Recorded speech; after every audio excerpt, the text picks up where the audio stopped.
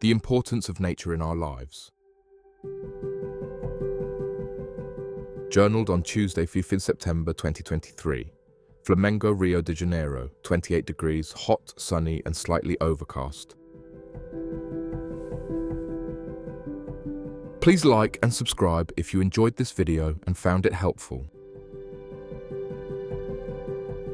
I've been taking Perola with me to the park to work out more because she needs it as much as I do. She needs the exercise because when I arrived in Botafogo, she was extremely overweight for a dog. She was also taking corticosteroids because of her allergy problems. This issue is common with dogs, especially those with white fur and skin. Nalva was spending a lot on veterinary fees and treatment. We took Perola to 2 different vets and each prescribed different medicines.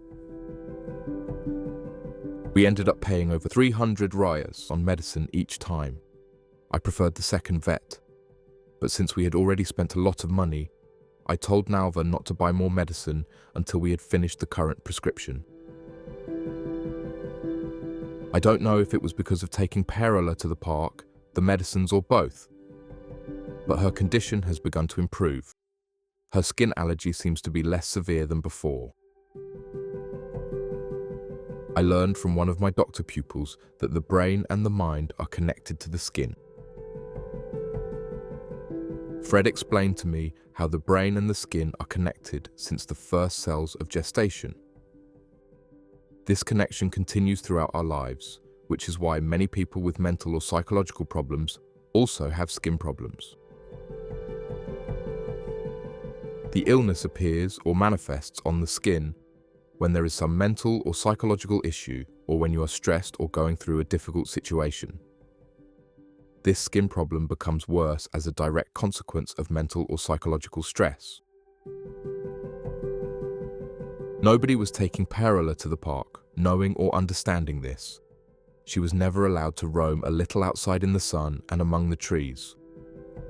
All animals love being outdoors and interacting with nature, especially dogs. We're talking about the basics of having a decent quality of life for an animal: exercise, love, food, water, and time spent in the open air. We all need this.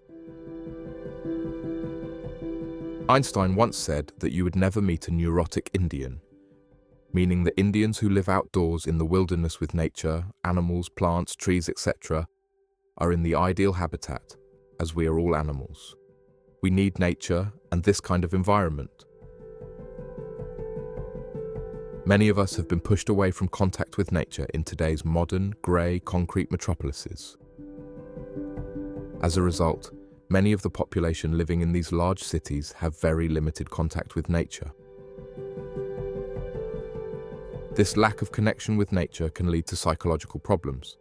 Given that humans are animals, we need contact with nature, animals, and plants. However, living in a large city severely limits this contact. I am from a generation when, as children, my friends and I would live and play in the streets or in the fields behind our homes. We only went home to eat and sleep. My mother rarely knew where I was. Once, I cycled to another town and returned the same day without my mother knowing I had been there.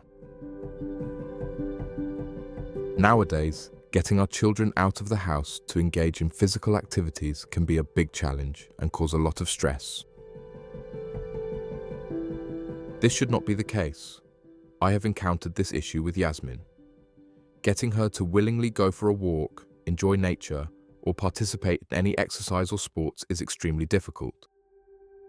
It feels like I'm forcing her to do something terrible that goes against her principles of being an ordinary, decent, young, fit girl. It is tough to understand and accept that I am not the only parent with this problem. The current generation has so many distractions, superficial compensations, and a little laziness. Parents become crazy seeing today's children rotting at home and doing very little. I think the walks to the park with Perola have helped her with her allergy problems. Her skin has changed to a more natural color. Before, it was much redder, and now it's much whiter. She is scratching much less and generally looks healthier and thinner. She is not as sluggish as before and is more active at home. All she wanted to do before was to sleep or stay still, but now she's a more active part of the family again. If this works for Perola, a dog, it can work for us. Dogs seem to be much more receptive to treatments in general and to acupuncture than humans. It could also be that what we have just discussed is true. Maybe dogs are more receptive to slight changes in their habits than humans are. But I also think we are too. Changing our routines and habits for the better will benefit us. So it is logical for us to try to improve them. Consequently, we improve. Our bodies improve, our minds improve, the quality of our lives improves, and we become better people. We can conclude that the changes we make in our lives, big or small, depend on each of us. If we want to improve our lives, we can start by making small changes with courage. By doing so, we can reap the rewards and gain more confidence and trust in ourselves, which will prepare us for even more significant changes in the future. It all depends on us. If we do nothing, nothing will happen. If we take action, something will. Therefore, the logical choice is to do something positive rather than something negative. We went to the park. I worked out while Perola roamed around, exploring.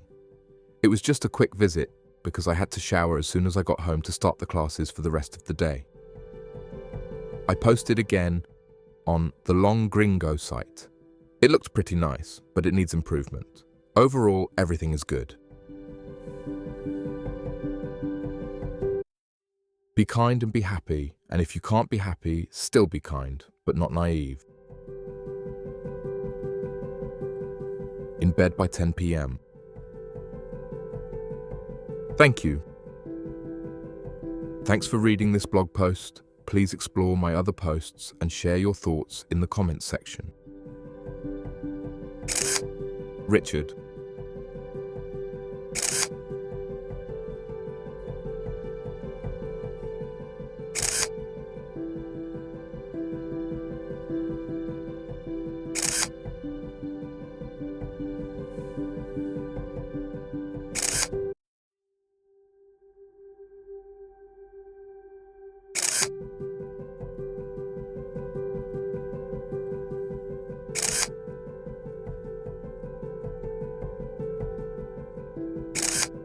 Photos by Richard George Photography.